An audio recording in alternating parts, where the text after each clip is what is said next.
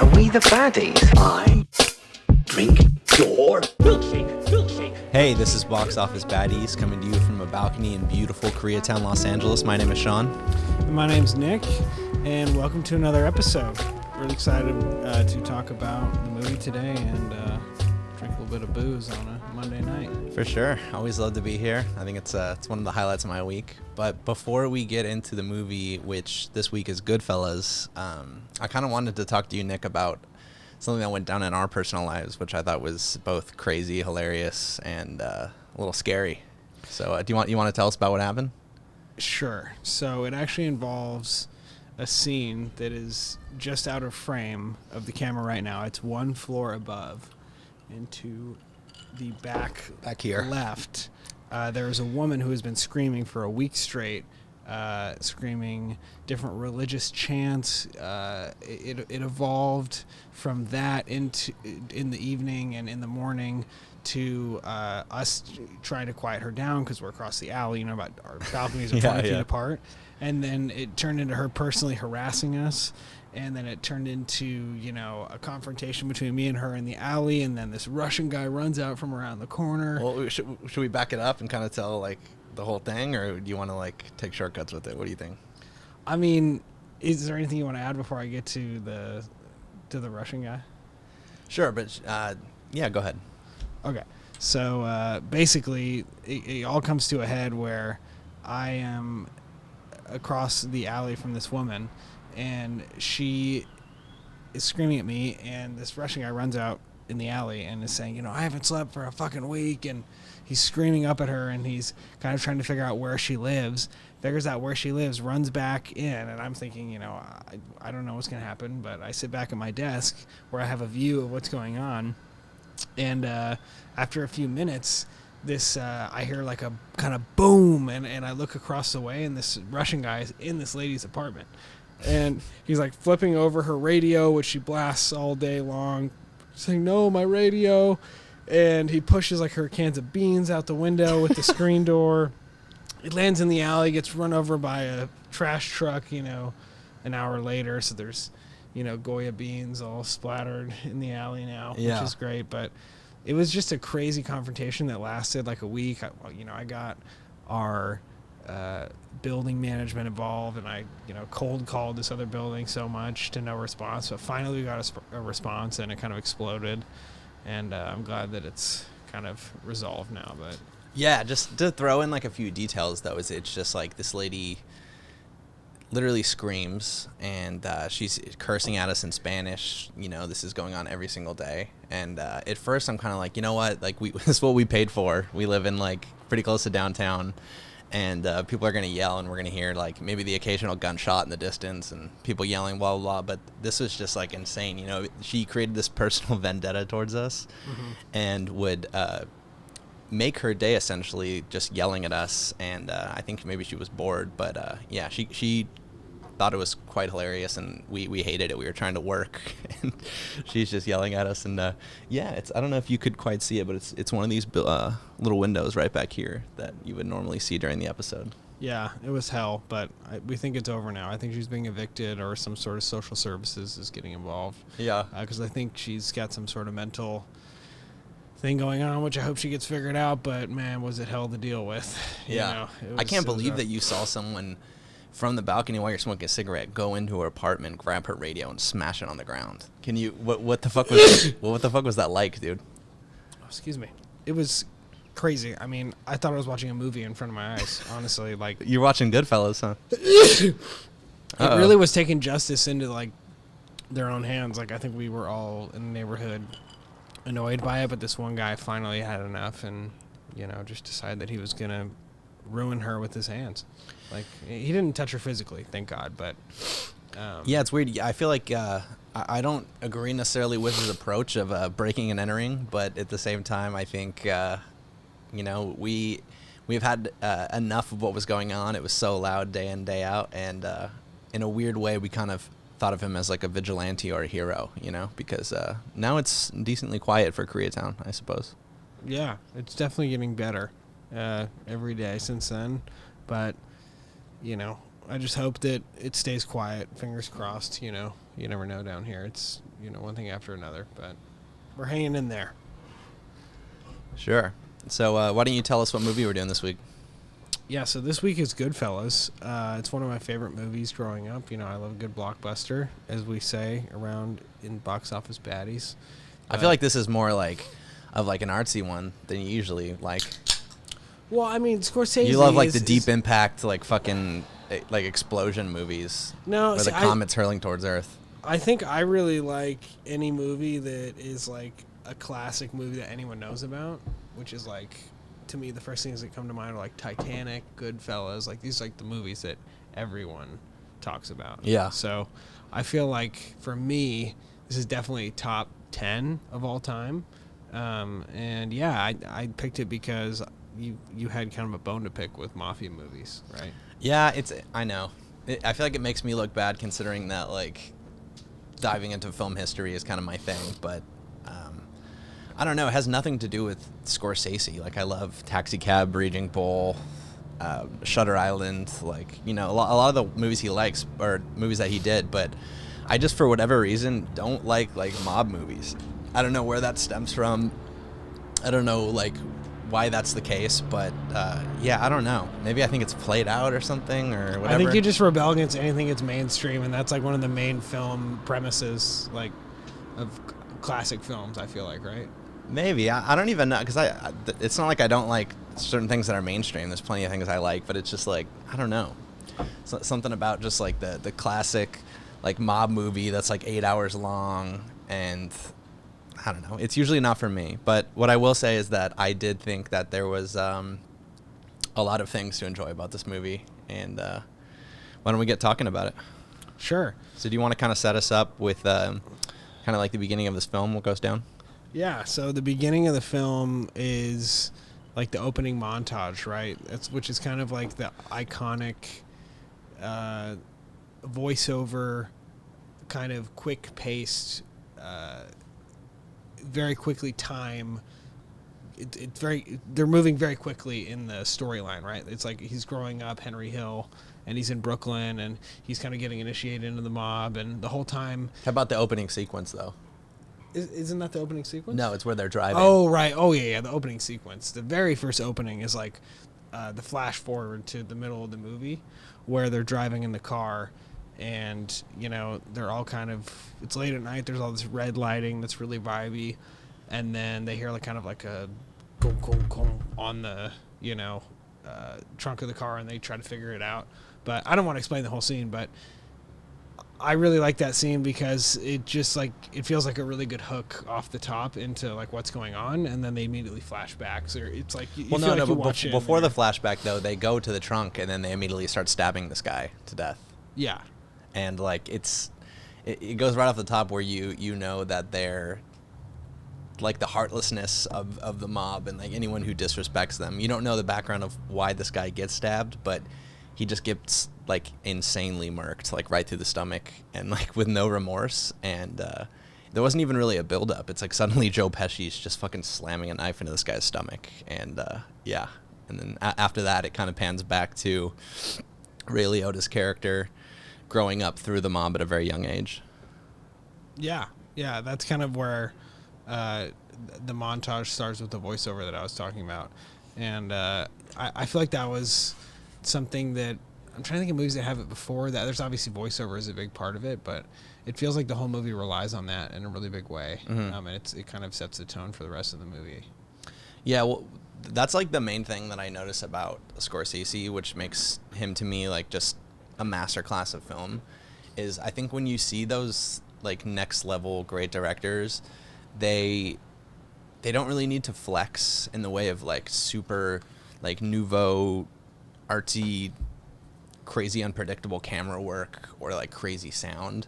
It's like, I have a story to tell, what's the best way I can tell it, and you're gonna love it either way. You know what I'm saying? It's like, I notice everything with him is like very understated, but when you really like crack open like the hood and you really kind of like dissect what's going on, you're like, wow, like this is like incredible, but he doesn't have any like need really to brag about like what he's doing.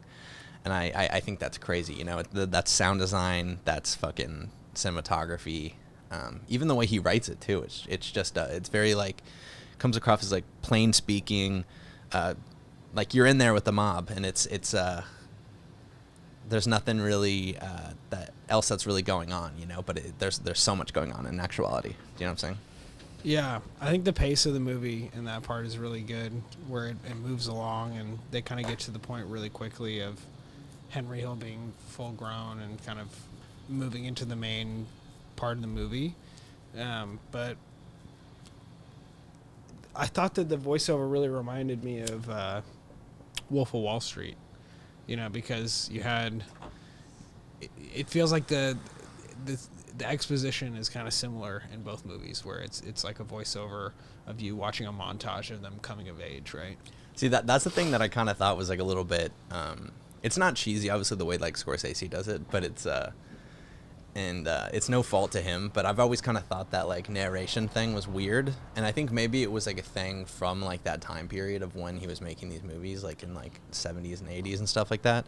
But it kind of reminds me of just like that movie 21 about the guy that like can count cards, you know? And then from the beginning of the movie, he's like, ever since I grown up, he's like, I knew I was going to count cards. You know, it's just like something about that is just like really like weird and like cheesy to me. But it's, I think it was just a way they did it back then. And that was just like their way of kind of like opening a movie up and getting you into the mind of like the characters in a better way. And I think you saw a bastardized version of it, so you think it's like the 21 version, where it's like, I feel like if you saw that for the first time in a Scorsese movie, it would be cool. But yeah, it's true. It's just been we've been exposed to so many movies that have like made it overdone and kind of like cliched. It's like The Sandlot, where it was just like, ever since I grown up, I knew I want to throw a baseball around. Yeah, or like all the documentaries too, right? It's like it all kind of starts with like a classic 30 for 30, like Deion Sanders doc, and he's like, ever since I was 4 years old, like I knew I wanted to be a ball player. Yeah, like, for sure, man. But why don't you take us through kind of like after Ray Liotta's character, when he starts to grow up, like how he's kind of integrated into the mob, and like who are his peers? Yeah, so the other characters are Joe Pesci plays. God, I'm trying to remember the character name. I'm better with actor names. It's all right. Just go ahead and say the actor name for now. But there's Joe Pesci. There is the Irishman, Robert De Niro. Those are kind of his two main colleagues and his two wingmen throughout the movie. And there's kind of a beef going on between the different segments of the mob that they are all in. So I guess like when I say the mob, I refer to like one family. So within that family, there's the movie is kind of a series of run-ins and heists and situations. Yeah. You know, that follow these characters.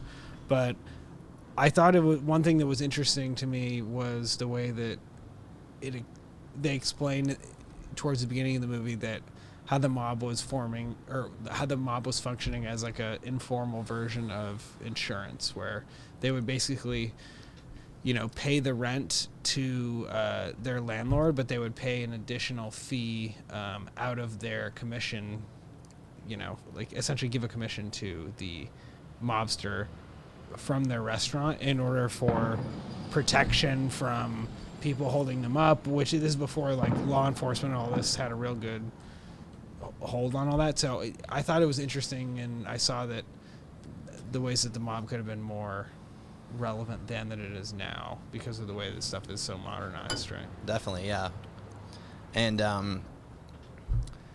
so it's just I think that Scorsese films, just like this, the way that the narrative is driven with like these characters and how you're like so very immersed like in their world. I feel like Scorsese films really, to me, just kind of seem like in between like a movie and like a book, you know?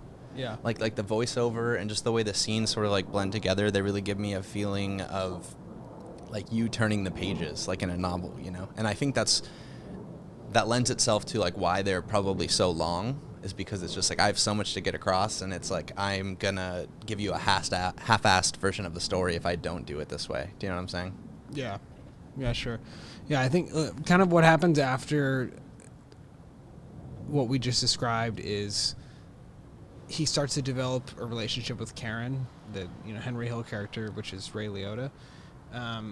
And one of my favorite scenes in the movie is kind of in the beginning when their relationship is developing, when they're walking into the theater, and they do that like 2 and change minute shot through the kitchen, and then they go through the whole floor of the theater, then they go to where they're sitting, and then they pan over with the same camera shot over to the performer on stage, and then they pan back over to the it's like a total film pornography thing, right? Like where all the people that are filmmakers are watching, just like, oh my god, like how they kept the tension and the everything going. I know, yeah. There's so much like moments of stillness, but it still feels like you're engaged the whole time, and there's not any lulls that make the pacing weird. It feels like you're just following them.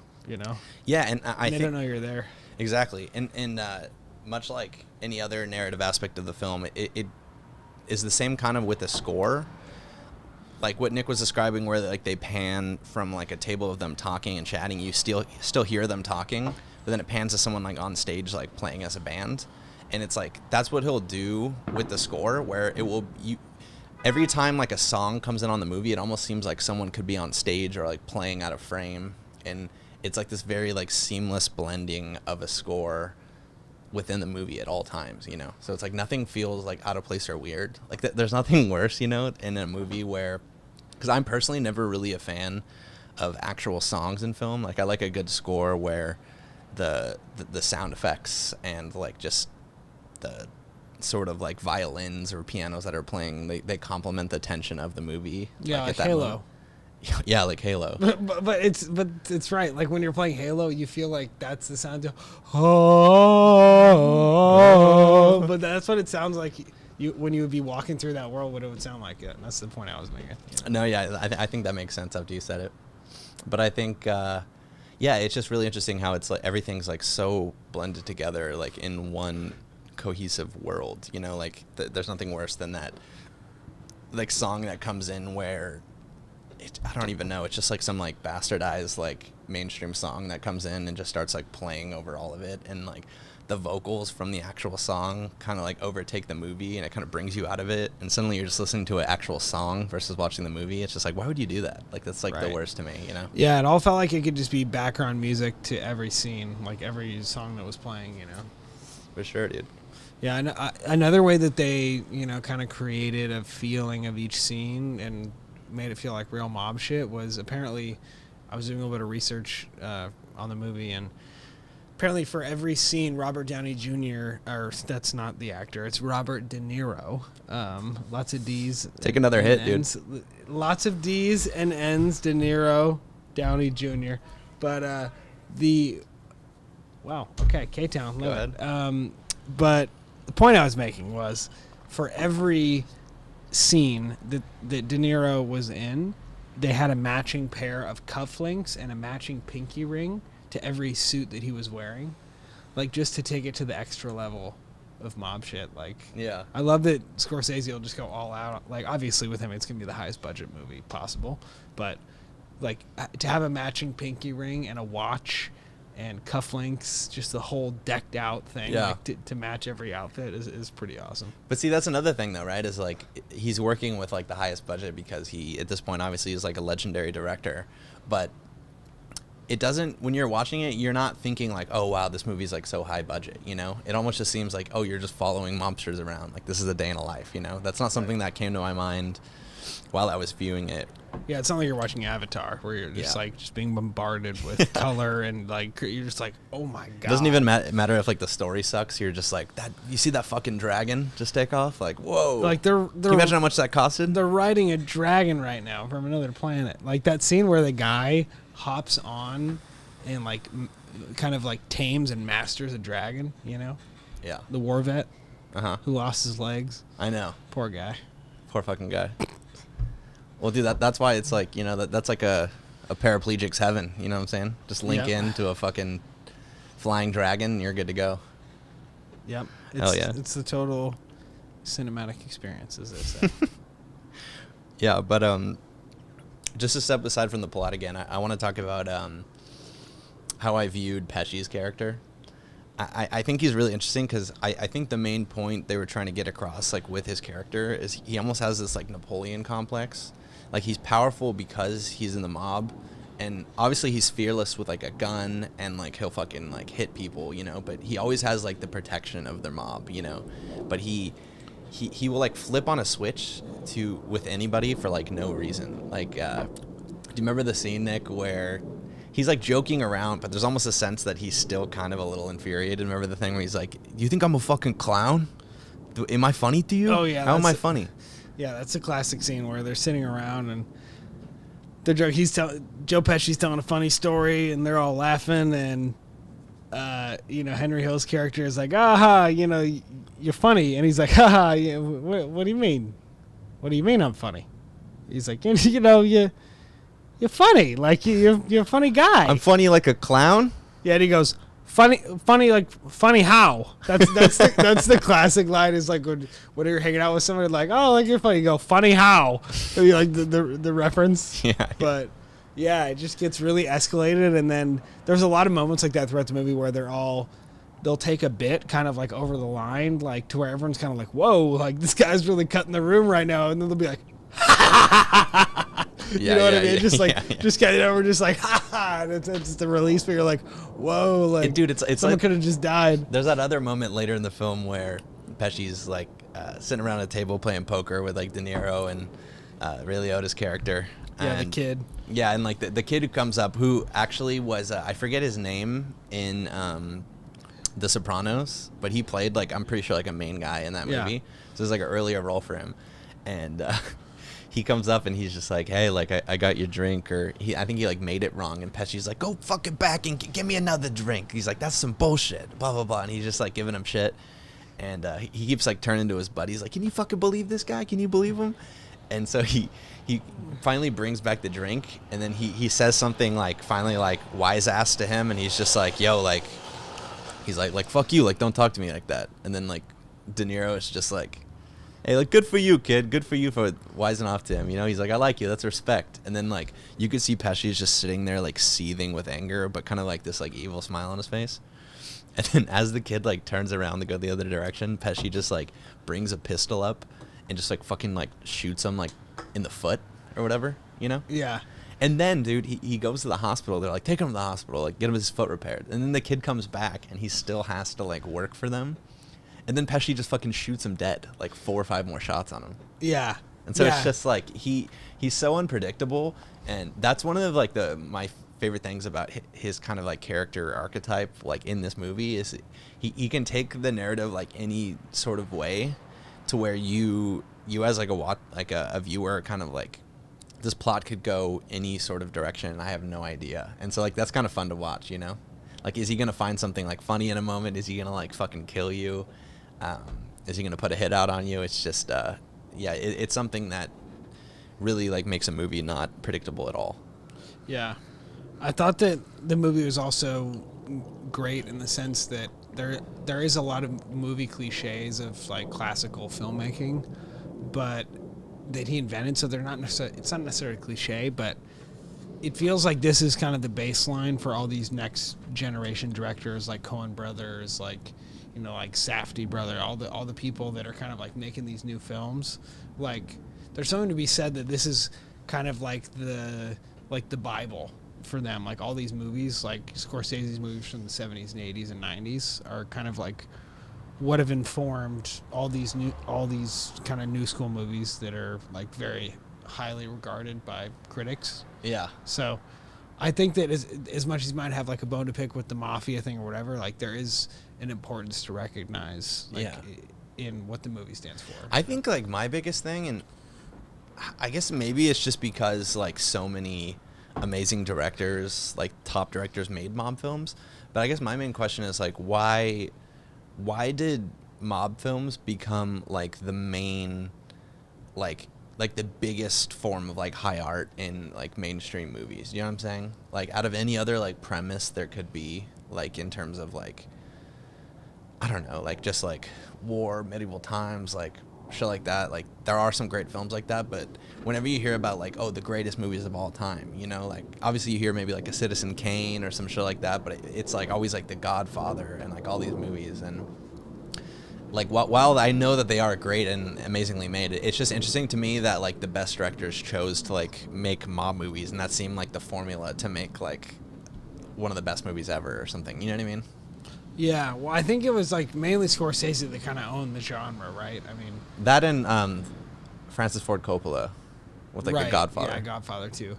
But I think it's just the reason it's popular, and maybe also the same reason that they made it, is because, you know, there's like three things that are newsworthy, right? There's money, sex, violence, and the mob stories, like they hit at least two of they hit the money, the violence thing, and then they can interject like a sexual story, like, and like tension into that because of like personal relationships. It just feels like a you know, like a soup for like a movie that anyone could have broad interest in, therefore why a studio makes it or why someone writes it, you know? Sure.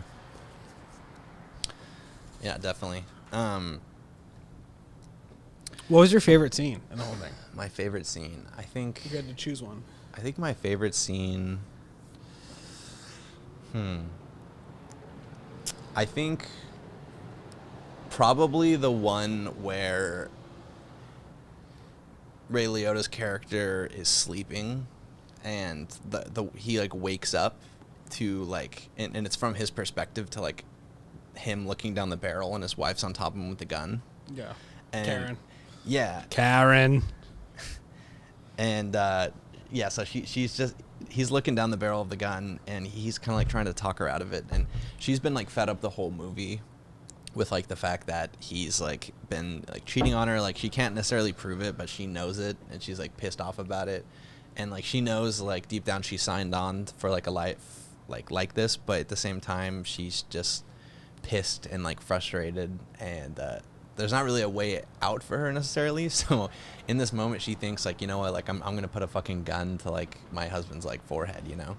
And then like right after he talks her out of doing it, he's like, it's okay, sweetie, just put the gun down, everything's fine, like I love you. And then immediately grabs the gun when she like lets go of it, and he fucking puts her on the ground and puts the gun in her face. And it, like, I don't know, there was something like so like crazy about that. And yeah, I think that also, and I think most of my favorite scenes were just Ray Liotta's in general. Like I liked the one too where earlier in the movie he finds out that she says that she got like harassed by a neighbor or something like that. And she tells him, and he's just like fucking pissed. And so like the whole like mob mentality, he goes over there without even thinking and just like beats the shit out of this white guy, and his white friend's just like, I'm sorry, and he's just like, he didn't even try to help his friend at all, you know. And oh, you're talking about the scene where she got like assaulted, and yes, by the neighbor. That's also, I said earlier that my favorite scene was that restaurant kind of 2-minute really long shot, but probably a tie for my favorite scene is also you know, where Karen is she's like in a phone booth calling Henry, saying, you know, this guy touched me, whatever, and then he goes and he picks her up, and she's telling him the whole story. He shows up and beats this guy's face in with the butt of a gun, like on his own driveway. And it definitely had like the... Well, that's what I was just talking about, right? Yeah, right. I'm just bringing it back. Yeah. Bringing it back. But, yeah, like the intensity in that scene was really crazy. And like, I feel like that's kind of the whole movie. It's moments of like really high intensity, like that scene where he's just beating that guy in, and the moments of like almost like just like magical freedom, where they're in this restaurant and no one can touch them, and everyone's waiting in a line outside, and they just get put right to the front. Like, I feel like that's the whole mob story. It's like the peace against the chaos, you know? Yeah. Don't you think it's interesting to sort of compare like a Scorsese trying to be like very realistic but obviously cinematic at the same time with like a mob film, but then you compare it to like a like a Reservoir Dogs or like a Tarantino type movie, where it's like you can see connections and like style similarities between like a movie like that and Goodfellas or any of other Scorsese's mob movies. But it's interesting to see how Tarantino takes it and like sort of like twists it into like a more sort of fantasy versus reality sort of thing. Do you know what I mean? Like it's to where it's just like way more over the top. And I don't know. I just thought that was like an interesting comparison. Yeah, I think that kind of gets to. It's similar to what I was saying in that it feels like these mob films are. It's about like the polarity. It's about the. It's about peace or chaos. It's about, justice or injustice. It's about craziness or nothing happening at all. Right? Like It feels like because it plays into what you were saying, where you're saying that you have. Why does the movie work in this way? But and it's these characters in this movie. I think the reason why these movies are like masterpieces is I don't know how these people are all found. Like I think obviously they were already like huge at the time for like other movies they've been in, but you look at like a movie coming together with like De Niro and Pesci and like Ray Liotta, and they all have like certain like character like archetypes from like that span across not just one movie but other movies, specifically in the mob genre. And Scorsese like really just, instead of having them fit like a certain character that he wanted that made the plot easier, he just like brought the perfect person in based on like each like kind of archetype, like you have like Pesci being the one who is the fucking like off the wall, like you never know what he's gonna do type guy, and he's like that in other movies too, like I'll fucking hit you with a bat if you talk to me the wrong way, but he's kind of like small, right, like a small dog type shit, who's aggressive. And then you got like De Niro, who is like this guy who is like very like calm and collective, but he's like the kind of like the fucking boss, and like you don't want to fuck with them, and then I think like Ray Liotta's kind of somewhere in between, but it's like this John Wayne type thing, where it's like you see a John Wayne movie and you're kind of like, he's not really doing anything necessarily like that different movie to movie, but he's like so good in this like specific type of like character archetype that they've created for themselves that it just like works so good. And that's what this whole movie is it's just like every single character that spans past just this movie, like all in their own sort of role within this movie, and it's just like all comes together crazy, you know what I'm saying? Like it didn't seem like forced in any way. Yeah, the movie felt long, but it didn't feel forced at all. Like it felt like everything was there because it needed to be. But inevitably there's going to be standout scenes, and there's going to be scenes where you're like, you don't remember as much. But if you had to look back on all the scenes, all of the moments in the movie, like how would you rate this film? Like, if we have to go give it a quick Sophie's choice, do you give it a positive or negative review, and do you give it a number out of 10? Why don't we start there? I mean, I think it's positive. I don't know, I feel like I'd be a bastard for trying to say that like a Scorsese movie was like bad. Like it's obviously like so good, Yeah. I think if I was gonna go in a rating of like my own bias, like particularly, I would probably say like it's like a good like 7.5 to 8, but in terms of its technicality and like artistry and sort of subdued excellence, I mean, I feel like I couldn't say anything less than a 9. Yeah. You know what I mean? Yeah, it's fair. I mean, I think I'm close to where you're at, but I think I just look at it as more of a time capsule. I think inevitably, because you're such a film nut in the modern day, you're going to kind of view it through the lens of modern film. But for me, like most of the movies I like, or the ones that I at least chalk up to being my favorite movies of all time, are from like this kind of dated era, like frankly. So to me, it's as good as anything, because probably my favorite movie was made in 1977, like the first Star Wars, Episode 4. So I think I just might have a different perspective, but I think I agree with you in the sense where it's not a perfect movie where I sit there every moment I'm just enthralled, like something like Raiders or these movies where I feel like every second for me, episode 4 is the same. But it still is, an iconic movie, and is if you haven't seen it and you're a young person, you gotta watch it. That was your first time watching it, right? Yeah, it was. Again, because it's one of those things where, like, I watch, like, way too many movies when I'm just fucking bored and have nothing else to do.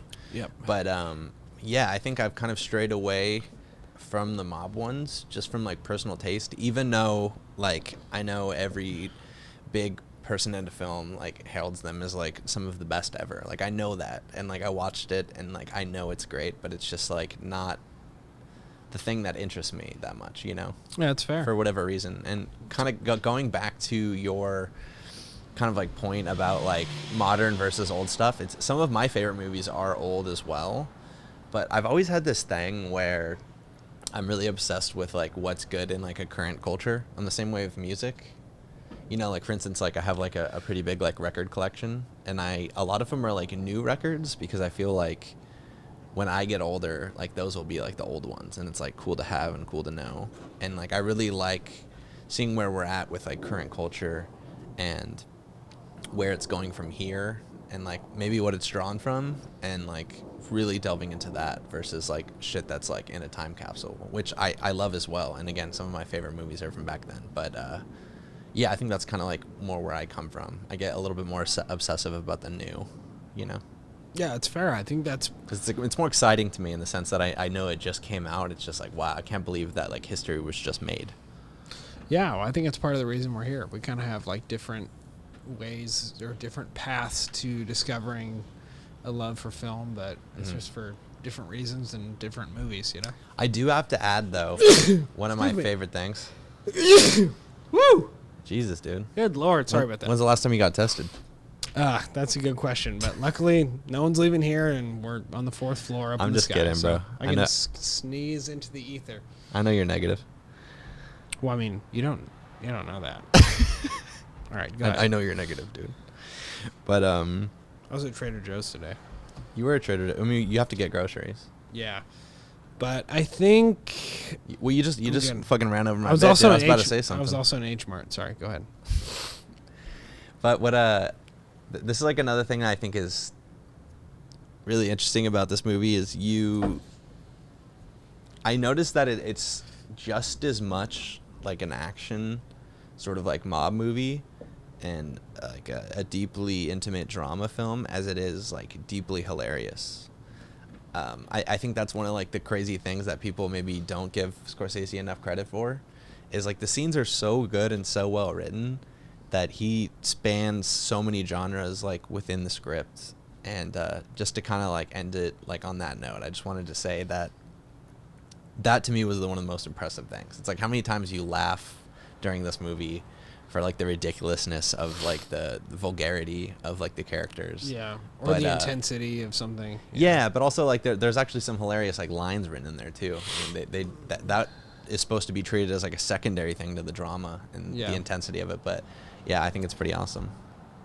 Yeah, I mean, if you haven't seen it, it's a classic. If you have seen it, it's worth a rewatch. Always, it's one of those movies that I feel like you can watch and you can always pick up new things along the way. For me, I get a little snoozy about 2 hours in, if I'm being honest.